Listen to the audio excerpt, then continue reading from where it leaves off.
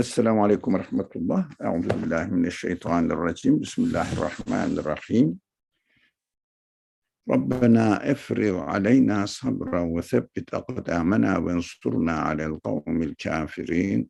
ربنا افرغ علينا صبرا وتوفنا مسلمين. اللهم نور قلوبنا بنور الإيمان والقرآن والإسلام وبمعرفتك.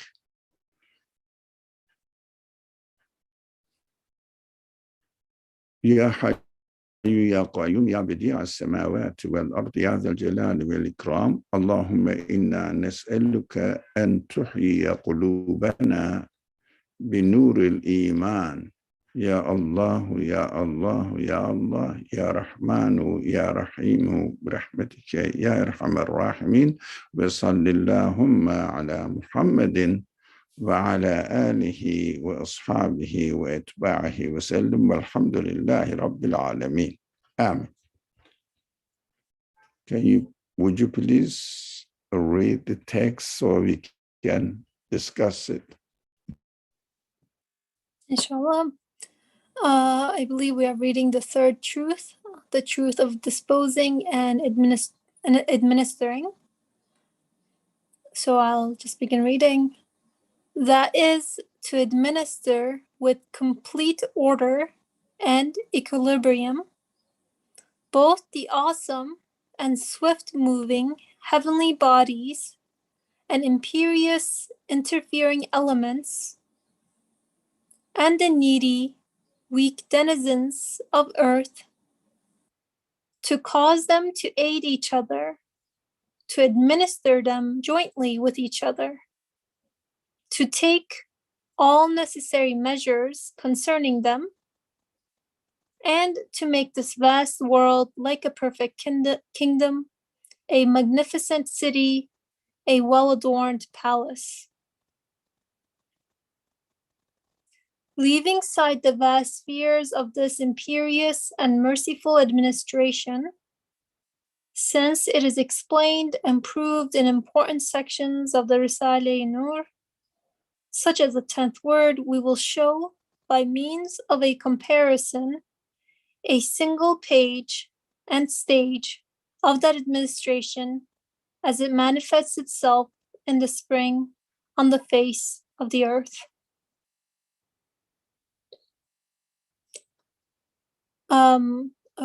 I guess I can continue reading. Let us suppose, for example, that some wondrous world conqueror assembled an army from 400,000 different groups and nationalities and supplied the clothes and weapons, the instructions and dismissals, and the salaries of every group and nationality, separately and variously, without any defect or shortcoming, without error or mistake.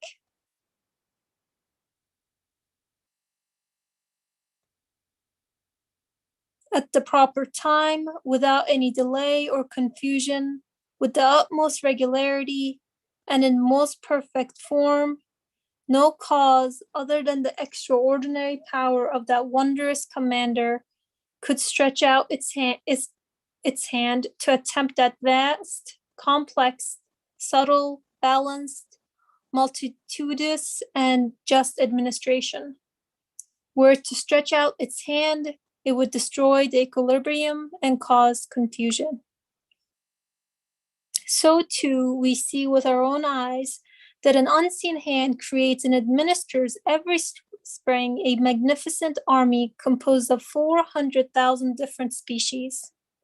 In the autumn, an example of the day of resurrection, it dismisses 300,000 out of those 400,000 species of plants and animals from their duties, and they go on to leave through the activity of death and in the name of the deceased.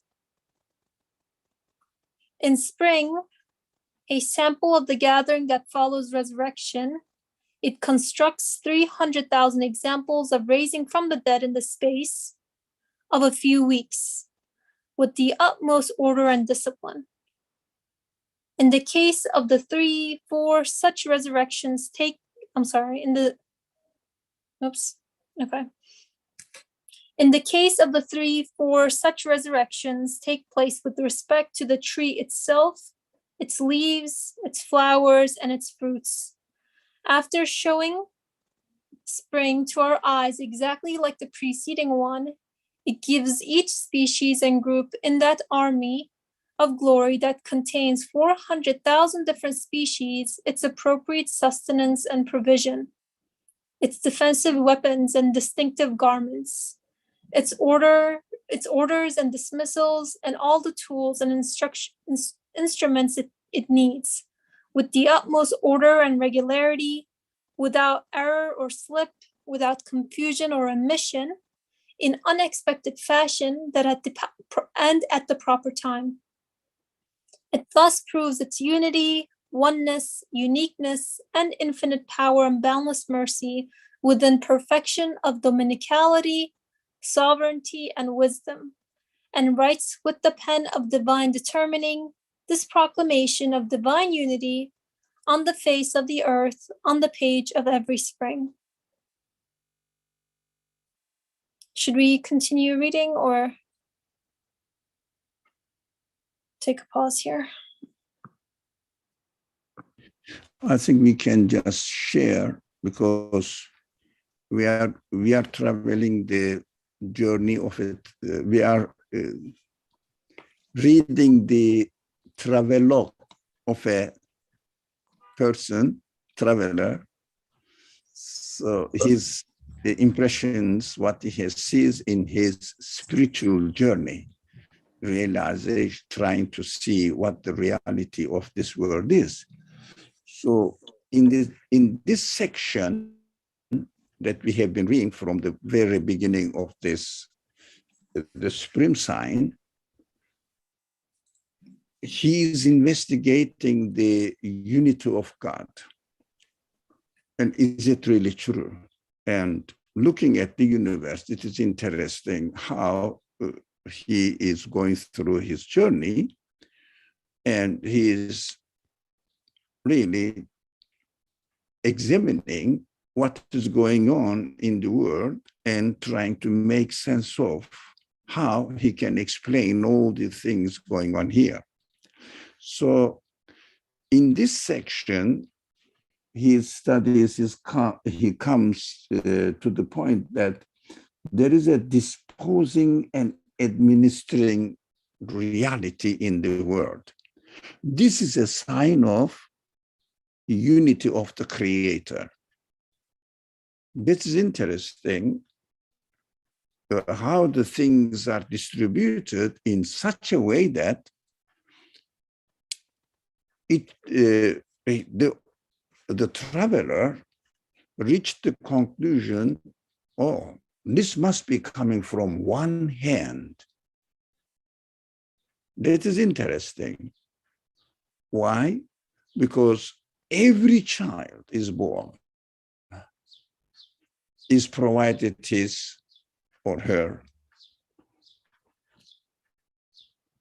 sustenance, provision, defensive weapons, not only human babies, but the animal youngs and also plants, distinctive garments, its orders and dismissals, when they are going to change the clothes, when they are going to change the way they defend themselves.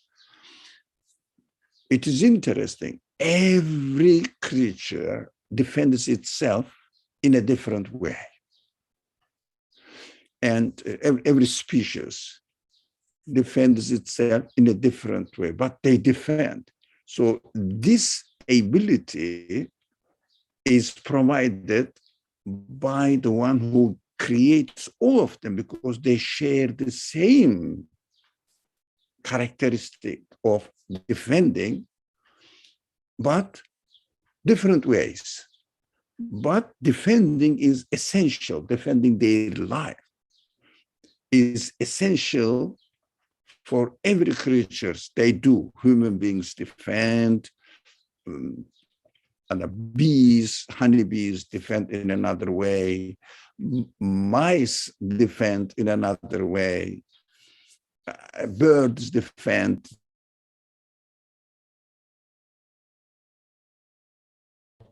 They defend themselves. So, and also their distinctive garments. Every creature, every being is clothed with a garment. But this is the common denomination between all the living beings. For example, none of the shell of any plant is exactly the same as the others. Every species has different garments. So it is orders and dismissals. It means how they should act and provide the provisions, and also how they are dismissed. It means how they get old and die. That's what I understood from this. And all the tools and instruments they need, they are all provided with the utmost order and regularity. It means no accident happens without any error or slip, without confusion or omission. Now, there is no animate being which has no skin, which has no shell, which doesn't know how to defend itself. No animal. They know, but in a various ways. It is very interesting. Some of them defend with their sting themselves. Some of them defend by spitting the platinum, or how do you say, the very extremely bad smelling spit. So, llamas, am I wrong? I think this, I don't know, the animal usually live in Australia. They spit and so dirty, everybody runs away from unexpected fashion. And the proper time, when they are baby, their parents take care of the protection. As they grow, they themselves take care of the how to protect themselves, how to defend themselves. So interesting. This is just an example of defense. How about food? Every animal eats different things. Oh, it is incredible. But the common denomination is shared by all of them. It means two aspects of unity and the absoluteness of this unique being appears at the same time. Unity means all characteristics are shared by all living beings. But absoluteness means nothing is missing, and everyone, which is in the language of the Quran, by the way, Samad. Ahad and Samad. Ahad, that the source of this action is one and only one. But Samad is manifesting his presence in everything in a different way, without getting any help from anyone. But everybody is directly exposed to his aid, his help. That is so interesting, the way the things are coming into existence. That's what I understood. So thank you for sharing your thoughts. What attracted my attention, and as I was listening to you, is like, as we delve into, for example, one aspect of it, the clothing of each being, it's the disposing and administrating of all beings is done in such a perfect manner. From on one hand, it's from the largest beings that we know of to the most smallest ones that we know of, whether it's, if you want to think about the planets and the universe, to perhaps bacteria and other smaller organisms or beings, and nothing as they, whatever their defense mechanism is, however they are clothed, nothing contradicts one another, nothing contradicts itself, and everything works with each other harmoniously. And things also are caused to help one another as well. I know personally, sometimes at work, if there's a project, depending on the number of people, the more people that are on the project, then it becomes more difficult to manage the projects, to ensure that everything runs smoothly, that everyone is fully aware of what's going on. And there's always instances where someone doesn't know something and something doesn't go as smoothly as planned, and that's like, we're talking smaller teams here. Whereas with the universe, it's not just within these galactic beings and then the earth and all beings on the earth, and then the plant life and the animal life and the human life, but also within each being there's also organs, for example, and different systems, and within each of those different systems there are cells and DNA, and we can keep zooming in and infinitely. And within every one of those steps, we see the same sort of, sorry about that, we see the same sort of signature, if you will, that everything is perfectly administered, everything is completely harmonious with one another, that there's nothing where it's forgotten about or that there's a lack of. And we can think about this on every single plane of existence that we understand, or every single level of, like, from the most minute thing to the most, from the micro to the macro, if you will. And so from that perspective as well, it looks to this infiniteness, this absoluteness of the disposal and administration of all of these things coming from an infinite, from an absolute source.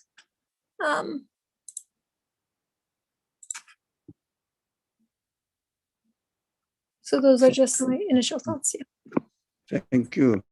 The last sentence of the section you read concludes that divine determining, everything is determined by a divine being, and this proclaims the divine unity. That is what we understand. Look, this cannot be the result of the random happenings. Impossible.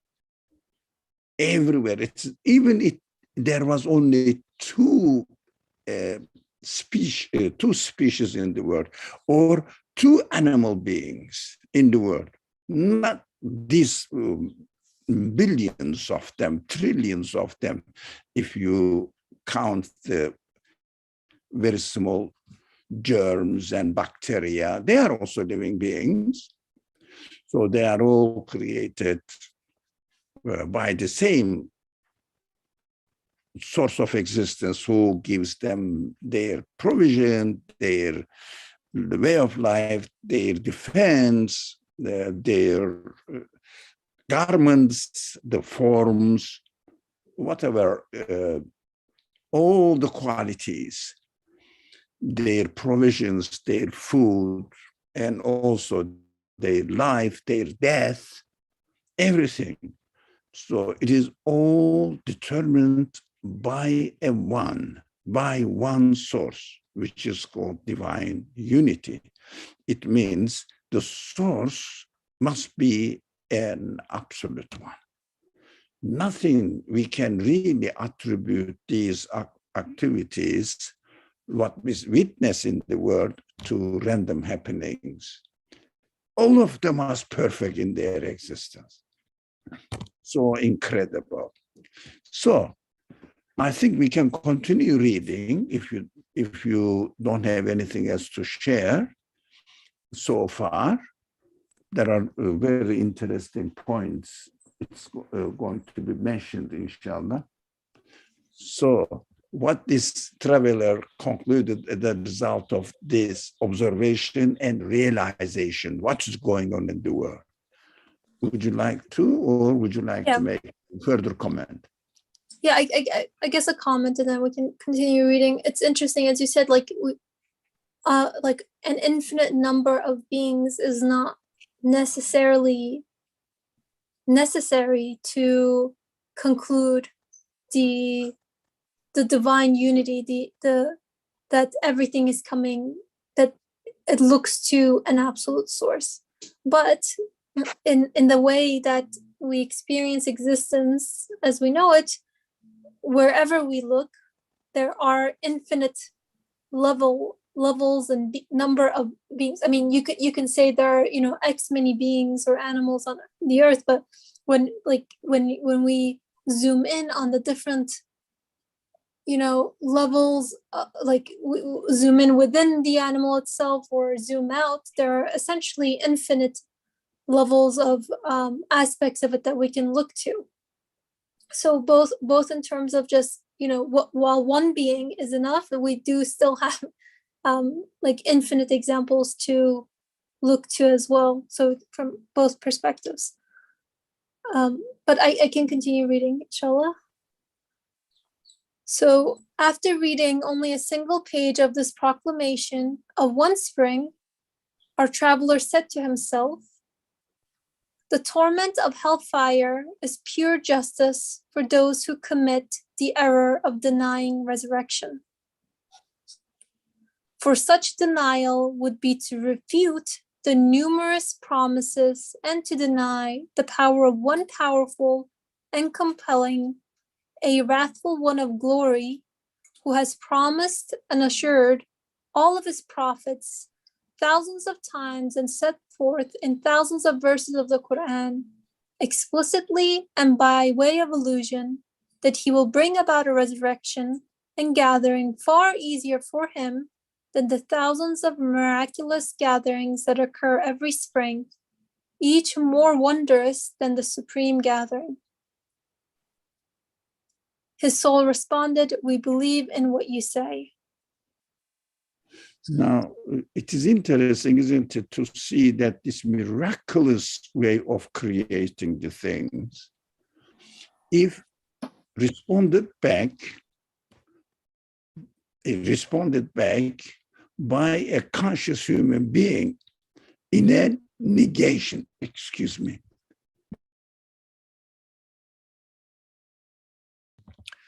denial, responded back with denial. What does it mean?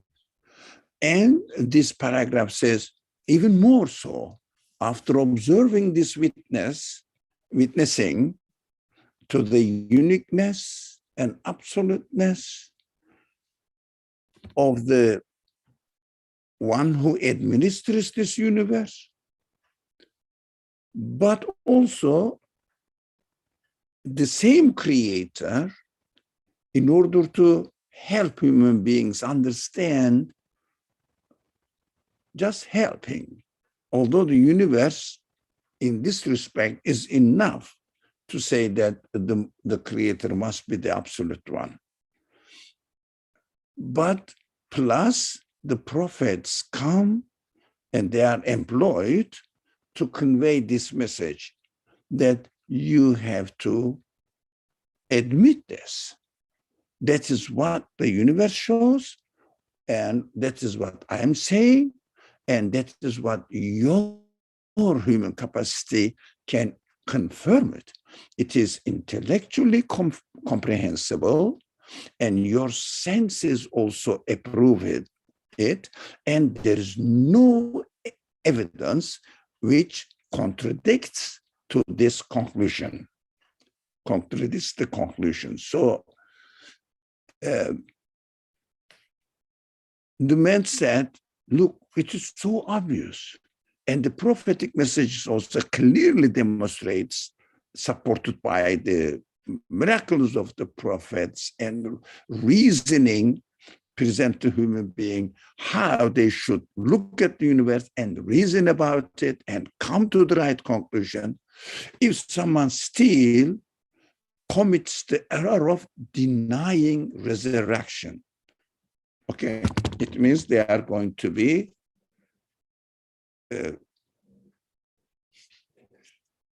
treated with the conclusion they declared.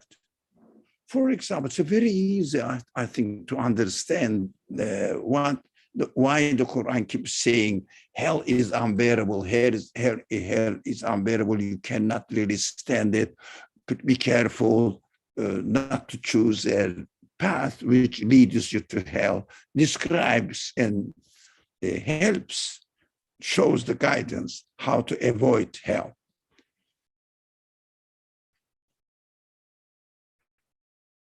But in these descriptions,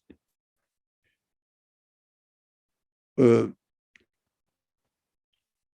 also adds to these descriptions human feelings. When we deny resurrection, what happens? When we deny the Creator, what happens? It is very easy to understand.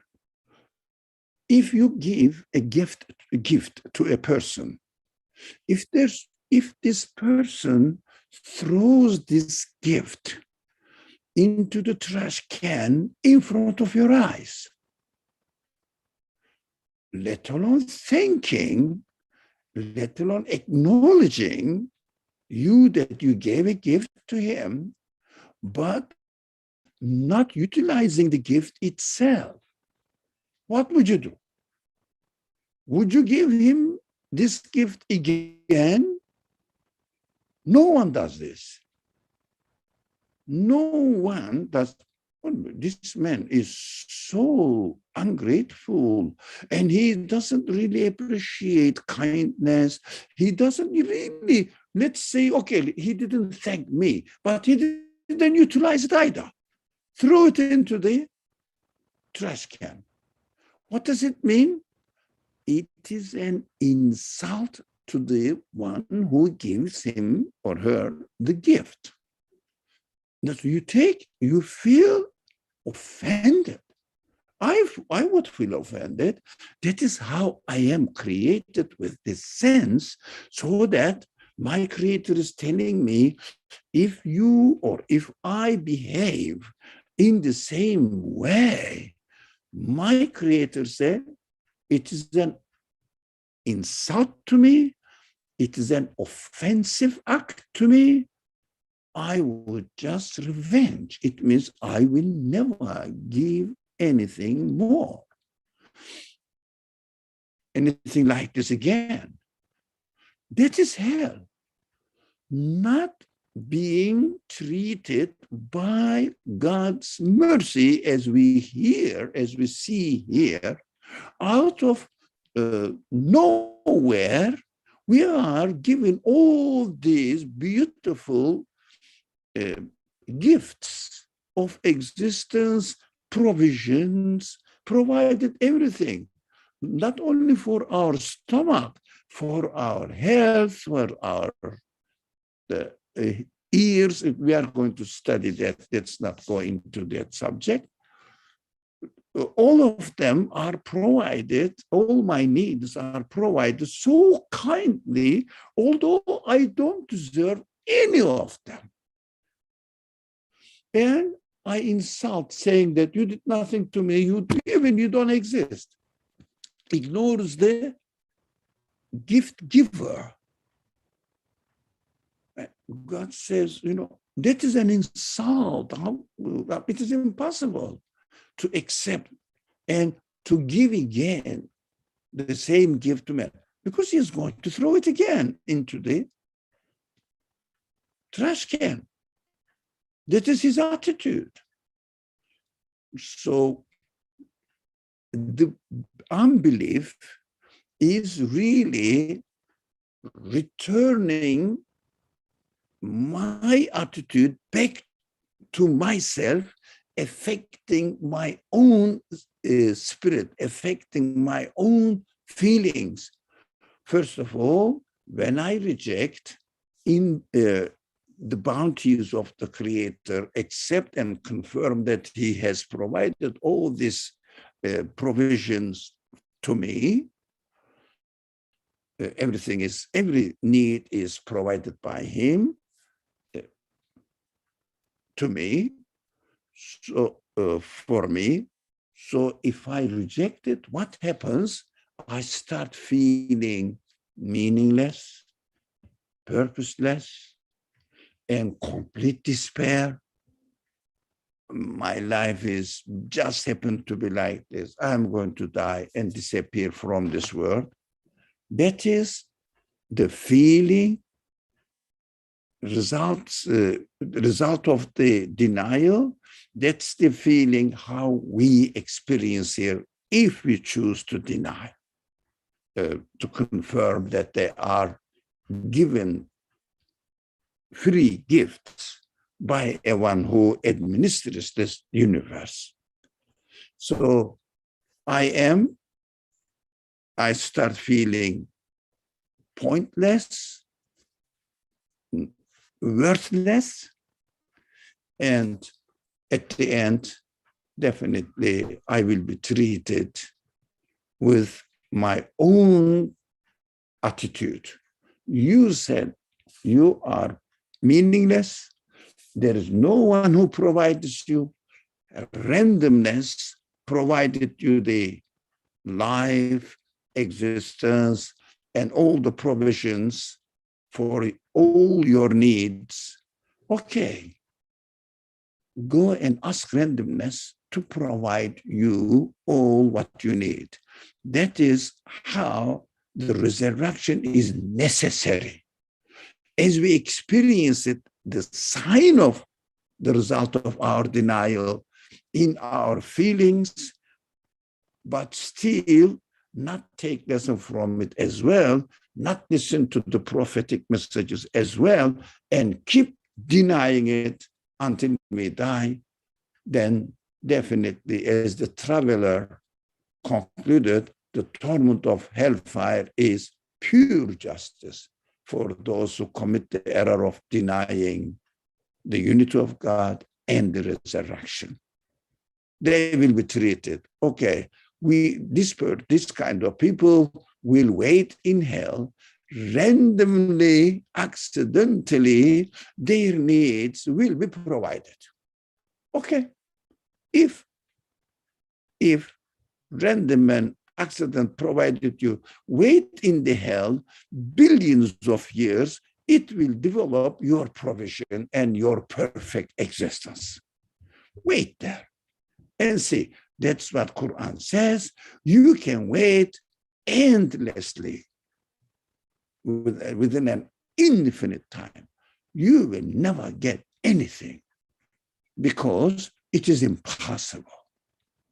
You concluded this, you insulted me, so that, okay, go and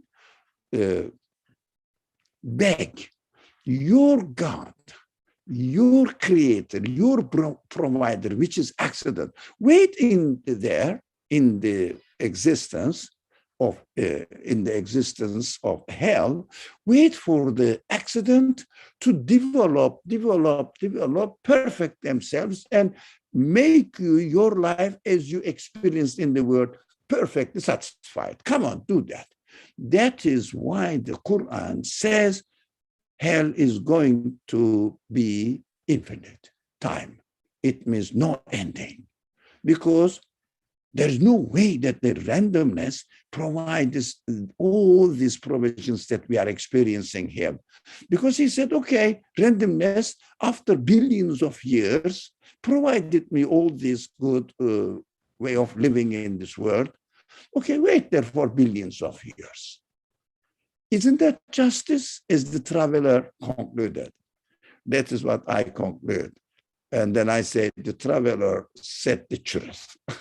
Really, and I have to take notes of it. And I should say, no, I have to be grateful.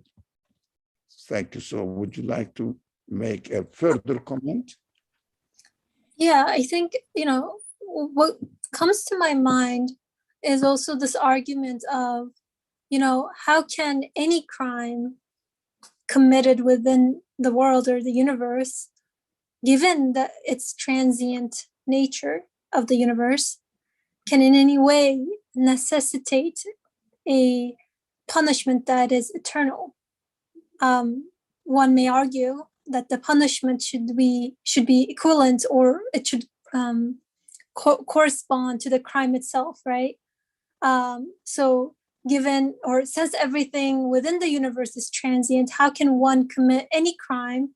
And in this case, as it says, the crime of denying resurrection, that would in any way deserve eternal, infinite hellfire? How can this be just in any way? And I guess, like, when I think about this argument with this text, when the crime becomes denying resurrection, and we delve into what that means, what does it mean to deny resurrection? This resurrection looks not only to the continuation of my existence, first and foremost, but also to the fact that, as the text has been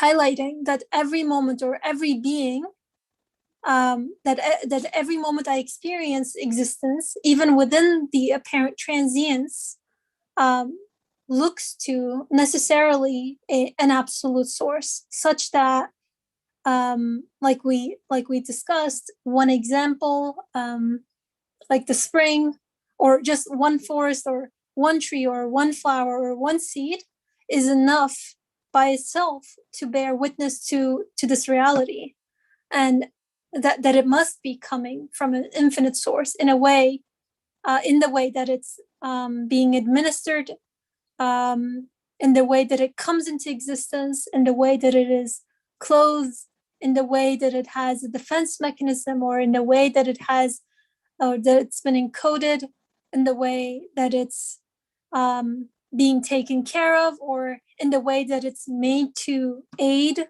other beings within the order, or how it has such a perfect place within the order, within the universe, in relation to all other beings.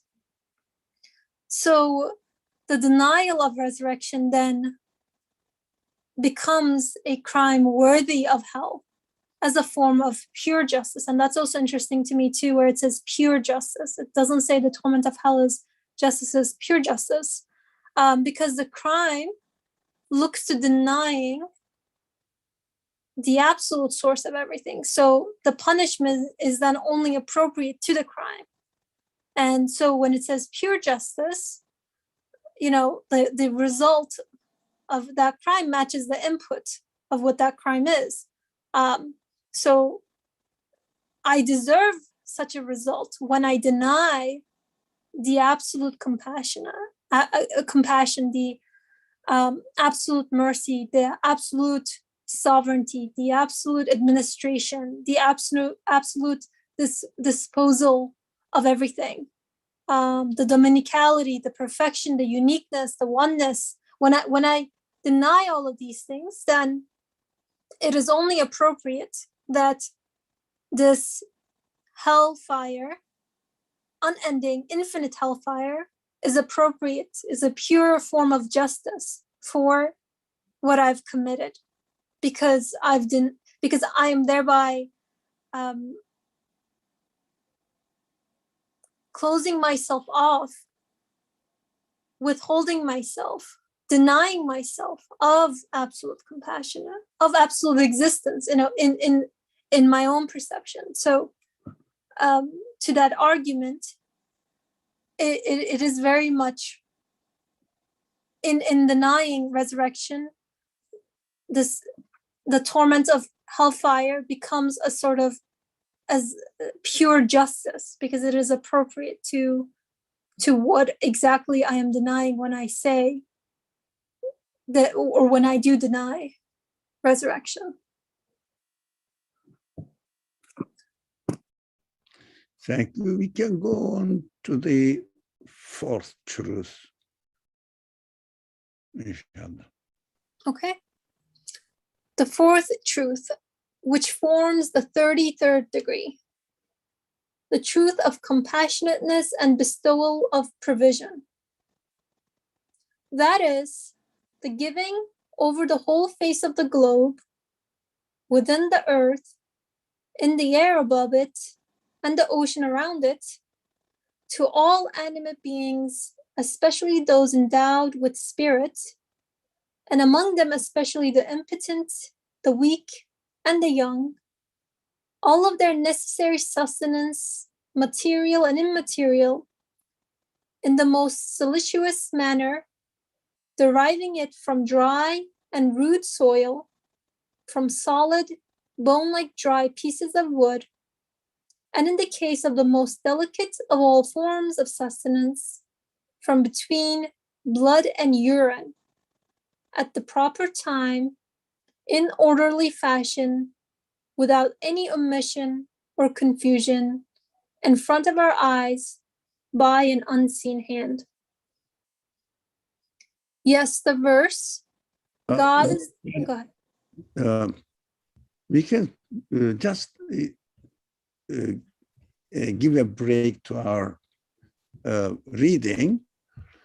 This is very important that the Quran describes how the provision cannot be attributed to anything material. But nowadays, people don't say that, oh, the soil and pieces of wood is doing it. No, not the water is doing it. We are not saying this, they say. Yeah, what do they say? You know the DNA? It includes all the program in it. But ultimately, DNA is made up of unconscious material. What are they made of? So they cannot form themselves. Accidentally, you cannot write as a result of the sequence of random happenings 100 something volumes of information in the perfect form for each species of animate beings. All of them are perfect in their existence. But billions of years it developed. Billions of years of random happenings causes billions of times more and more confused chaos. Not order, but can you attribute not only 100 volumes of information happening by itself in one cell? You cannot see it with your naked eye.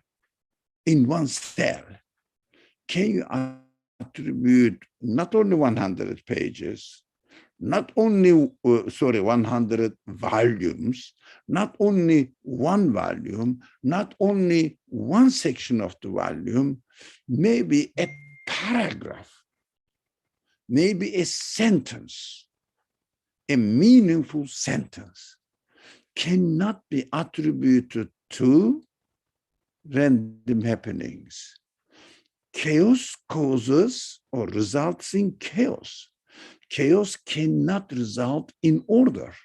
But order, if it is not preserved, may result in chaos, in some interference. For example, we have to understand that there are two things going on within each other in this universe. One is that we can see the order is not changing, is not turning into chaos. But at the same time, what we see, there are some animate beings which have free will to a certain extent. All of them have different free will.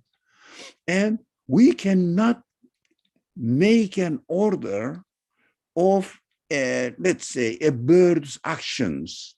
Yes, the actions is taking place within order, but will of the bird is left to the bird. So can you imagine when a bird will come and eat one worm in your backyard or in your garden? When it is going to happen? Can you calculate it? Impossible. So there are many reasons in the universe. The universe is created in such a wonderful way that the order may turn into disorder. Many reasons, human actions, what we are doing, look, for example, they say this wastes, chemical wastes, causes many damages, causes many animals to die. That is how they function. We understand that these kind of actions which take place as a result of, as we see it, free will of animal beings may cause into disorder. We see that order is preserved. It means a conscious administrator is preserving the order always, constantly, although the order constantly changes, but still preserves the order, although it is changing. Its application is changing. This is how we see in this world. But there is no disorder. We understand that this order of the universe, the orderly creation of the universe, can only be changed by the one who is giving existence to it within an order that he has designed, he has decided, he has determined. If he wants, he can change it. Otherwise, nothing can change the order of the universe. Nobody can change the order of the universe. Even there are reasons, apparent reasons, that order may turn into a chaos, but it doesn't. It means the administration is overviewing it constantly. Now, also, I shared a verse from the Quran, which is very interesting. Let me share it again for our newly joined friends here. Okay, let me share. Yeah, I shared it now. Now, this is a verse from chapter 16, verse 66. Let me go and, okay, let me see here. All right, let me share it on the screen. So here, no, wrong. This one wrong. Okay, this one. Okay.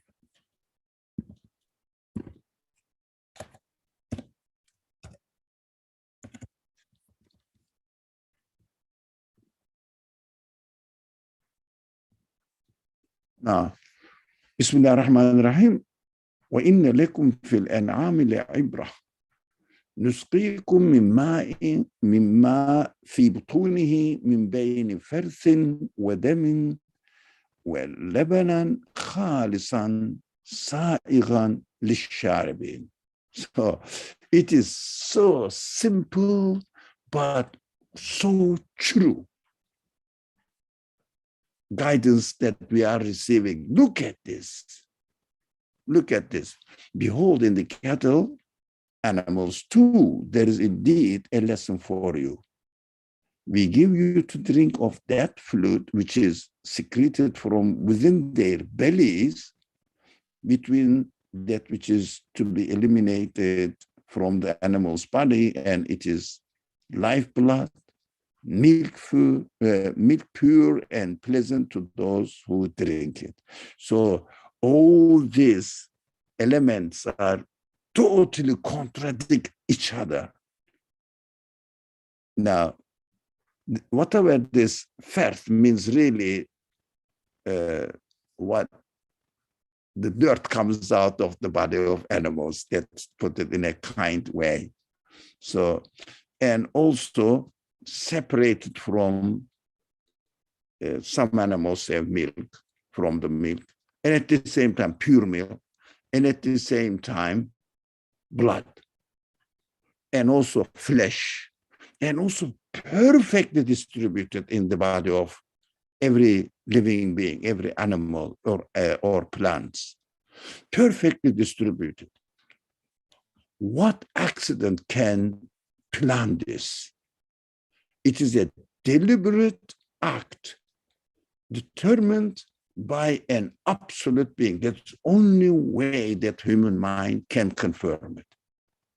Otherwise, we have to deny and say, no, I don't believe in it. So I say, okay, it is easy to say it is happening by itself. Okay, you will be treated accordingly. All right, that's a beautiful verse. Just I wanted to share it with you. Now, there are the following verses in the text that we can study. So this immaterial things, taste, smell, all this immaterial and purpose and the way they are acting in the body of animal beings, these are, or the order itself, or the design itself is immaterial. They are taking place within a material world. The matter cannot be the cause of existence of something which is immaterial. That is so interesting. My body cannot be the source of existence of life. Life is immaterial. They are totally contradictory to each other by their nature. One is matter, the other one is not matter at all. So we should understand that the life, all these principles of creation, all the beautiful results, beautiful design, perfectly functioning design, cannot be these are all immaterial things and cannot be the result of matter at all. Cannot be the result of matter at all. And it means we understand that they are all taking place as the text says here. Oh, okay. The utmost delicate of all forms of sustenance, from between blood and urine at the proper time in orderly fashion, without an omission or confusion in front of our eyes. But these are all taking place by an unseen hand. It means not within the universe. That's what only we can translate this ghaibi in English answer. It means not the matter can be the source of it, but something else. So the verses of the Quran teaches us how we should really take notice of this reality, this truth manifesting in this world in front of our eyes. So that's what I have to say about the first paragraph. If you or anybody else would like to say, please go ahead. Otherwise, you can continue to read. Thank you for sharing those. One thing that attracted my attention as you were speaking is how on the concept of chaos and order and disorder. It's only when I, as a human being, I cannot predict something, then from my perspective, I end up calling it disorder or chaos, which I find very interesting, like within my limited understanding. So like, let's say, for example, global warming ruining the balance of the world, if you will, and via, free will of the human being. That in itself is also, as you were saying, is done within the order of the universe, or in other words, the order of the orderer. So even something like a natural disaster, whatever the case is, or only when I cannot predict something from my perspective, then I find within me a tendency to label it as disorder or label it as chaos because I cannot predict it, like the bird landing in my garden to eat something. But then to take this judgment and then pass it over everything, then that becomes a sort of unjust judgment that I can potentially make from my end, that I have no right to make. So that's just some thoughts that were on my mind, but inshallah we can read if you want me to read. I think there was a dash when you were searching the verse just now. Do you want me to continue reading, inshallah? Yes, please. Okay. Yes, the verse, God is the provider, the firm possessor of strength, restricts to God the task of sustaining and providing. And the verse, there is no moving thing on earth but depends on God for its sustenance. He knows its resting place and storage place. All is in a book perpetuous. Provides a dominical guarantee. Excuse me, shall we just see the original Sure. The verses? Yeah, you can read it.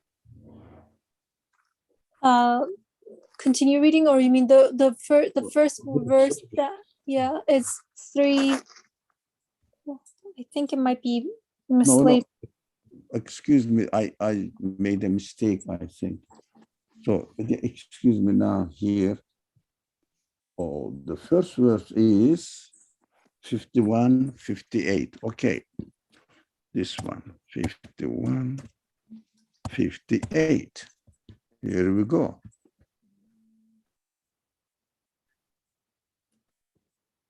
Yep. You can read it in the Arabic version. Would you like to read it? Inna Allah huwa al-razzaqu dhul quwwati mateen. For verily God himself is the provider of all sustenance, the Lord of all might. And the other one is that you read is 11:6.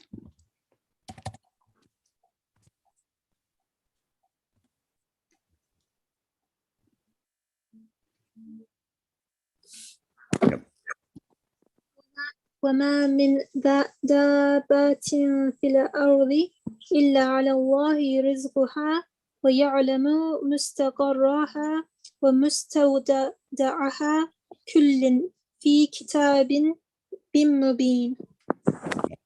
You read the translation as, Yeah.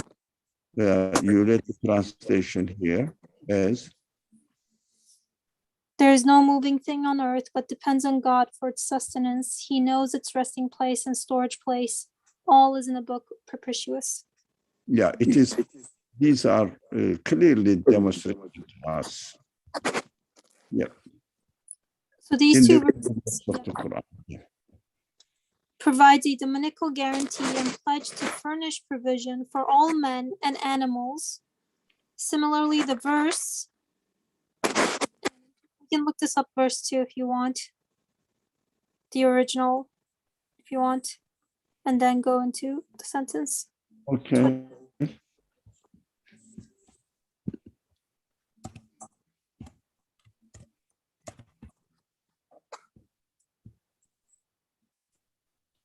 Yep.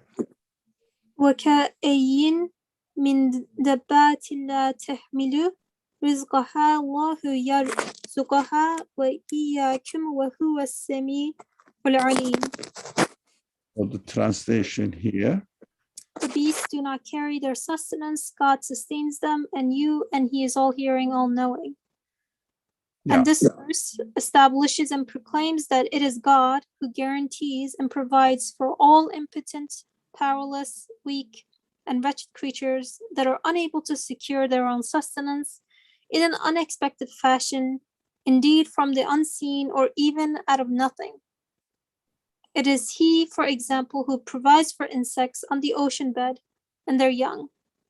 This proclamation is directed in particular to those men who worship causes and are unaware that it is He who bestows provision from behind the veil of causality. Mm-hmm. Numerous other verses of the Quran and innumerable pieces of cosmic evidence unanimously demonstrate that it is the compassionateness of a single glorious provider that nurtures all animate beings. Now, this word is unexpected fashion, in an unexpected fashion. Yeah. So can we imagine at all that if we didn't have experienced before, an animal, maybe a human being, has given birth to a child? And is there any way that the mother's body will start producing milk, thinking the body, even the human beings cannot organize it consciously?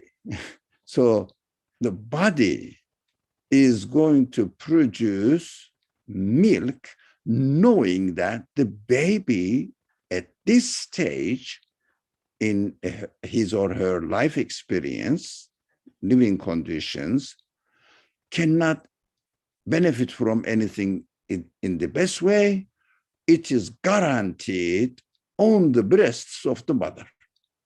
We didn't have any previous experience. Is there any way at all, by investigating the nature of matter, that, oh, it will produce, the body of the mother will produce the milk in order to help the baby to receive its ready nourishment next to it? These are beautiful verses in the Quran, in the story of Mary, as she was, the Quran says, as she was giving birth to her baby, Jesus, she found her provision just under her feet. What does it mean? Provided by a conscious, merciful administrator of the universe. It is in an unexpected fashion. No one can ever explain it if we did not previously experience it. We say, oh, the mother will have milk. How do you know? Because the previous experiences of the order of the universe, I have observed it, witnessed it, seen it, and learned. Not because there is a sign within the nature of matter that I will understand the mother is going to produce milk. There is no sign at all. That's why unexpected fashion. That expression attracted my attention. Now we can, I think the time is really getting more than an hour. So if you like, you can make a comment. Otherwise, we can read, and if there is any point that attracts our attention, we can talk about it. Or shall we stop here? What would you suggest? How long is this section? If we can check that out. If it's short, we can inshallah finish up reading. Or yeah, we can read and discuss the matter together. Okay, inshallah. Now the trees require a certain form of sustenance, but have neither power nor will. They remain therefore in their places, trusting in God, and their provision comes hastening to them. So too the sustenance of infants flows from their mouths, from wondrous small pumps. Aided by solitude and tenderness of their mothers. Then when the infants acquire a little power and will, the milk ceases. These various instances clearly prove that licit sustenance is not proportionate to will and power, but comes in relation to weakness and impotence, which induce trust in God. Will, power, and cleverness frequently incite greed, which is a source of loss and often push certain learned men toward a form of beggary, whereas by contrast, the trusting weakness of the boorish, crude, and common man may cause him to attain riches. Now, it is interesting, isn't it? So we say that we are making our life. We work to get the money to buy what is already freely created nourishments, freely created provisions for everything that we need. But we think that we are causing the existence of our provisions. That is the human delusion.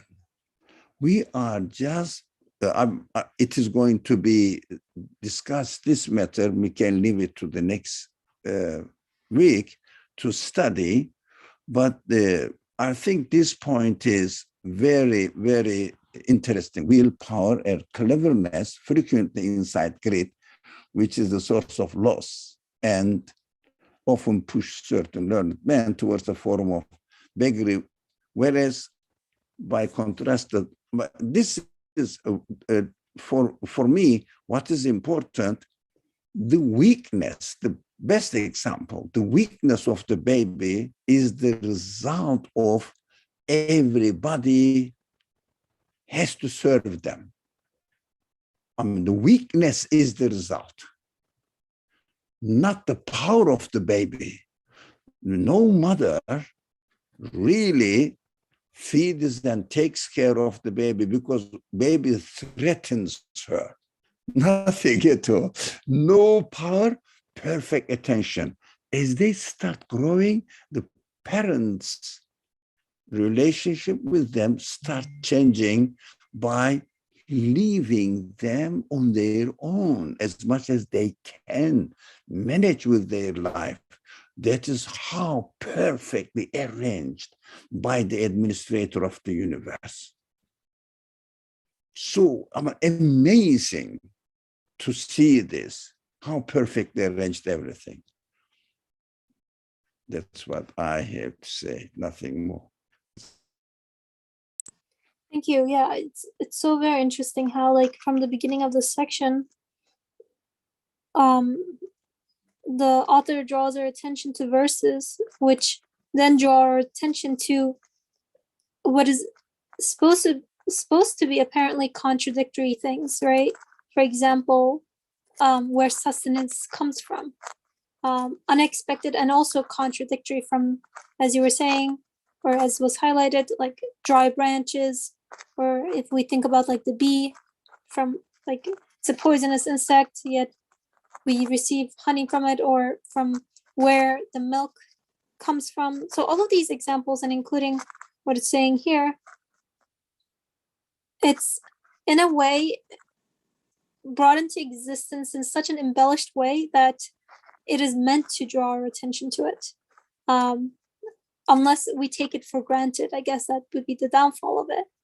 And so, yet again, here in this last section that we read, it's putting these two, what one would apparently consider as contradictory, like weakness and impotence, as a means of then acquiring, recognizing one's weakness and impotence as a way of acquiring bounty or more power or being free from beggary in a way, which I guess on the other hand, is also breaking away this idea or ideology of things coming about as a source of themselves, essentially. So I think, like, in all of these different instances, the underlining main theme is that it is not from itself. The apparent power and will that might manifest in something is not from itself, and it doesn't necessitate bounty or freedom from beggary. And in a way, in the interesting way the universe works, it looks to the opposite of it. So I find that very interesting. Thank you. Welcome. And we can just read the last paragraph for today. Okay. We can continue. The proverb, how many a learned man has striven in vain, and how many an ignominious gained rich provision, establishes that licit provision is not won by power and will, but by a mercy that finds working and striving acceptable. It is bestowed by a tenderness that takes pity on need. Yeah, but it's not that it establishes that licit provision is not won by power and will, but a mercy that finds working and striving acceptable. It is bestowed by a tenderness that takes pity on need. So the source then here is not the apparent power or will that is manifest in whatever, whether it's me or something else, but rather the provision is directly related to a mercy which is linked to or is manifest on the pity that or is manifest on the need that is that I experience or that I see something else experiencing. So when there's a need, then there is, in a way, an apparent need for mercy as well. And tying those two aspects together rather than power or apparent will or cleverness or whatever I might associate with power.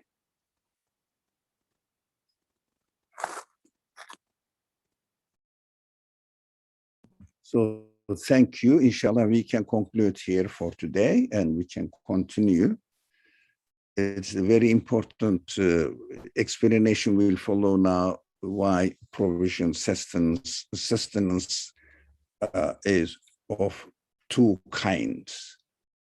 So what does it mean and what responsibility or what points that we have to take notice for our own life as principles. That is very important. So let's leave it to the next week. Bismillah ar-Rahman ar-Rahim. Subhanaka la ilma lana illa ma 'allamtana innaka antal alimul hakim.